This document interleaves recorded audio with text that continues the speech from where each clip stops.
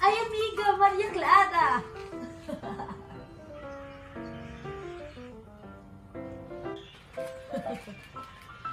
Ako naman ang magtatanong sa gulong ng kapalaran.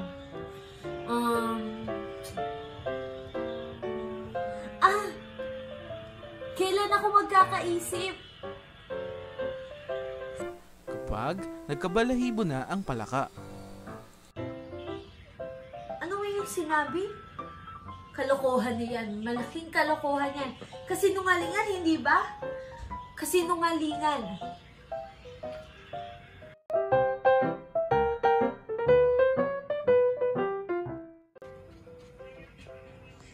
Ako si Sinang. Anak nila Kapitan Basilio at Kapitana Tika. Matalik na kaibigan ni Maria Clara.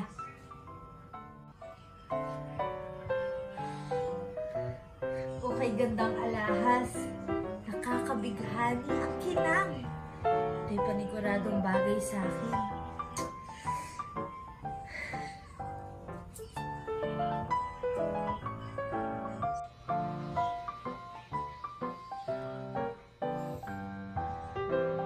Mga amiga, Victoria, Iday, Maria Clara.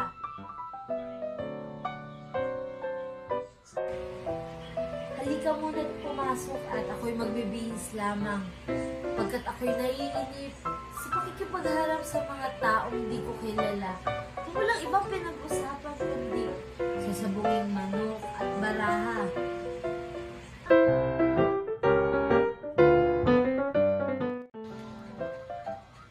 Masiyahin ngunit mababanag ang pagkatataas ng aking dila at pagkapilya sa aking mga sinasabi.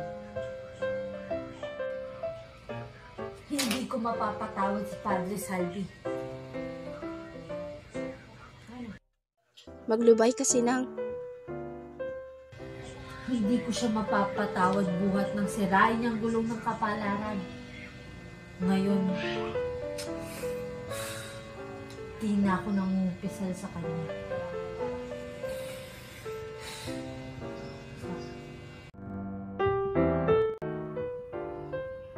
Anumang sakuna ang mangyari sa aking matalik na kaibigan, kahit kailan, di ko siya iiwan at mananatili sa kanyang tabi.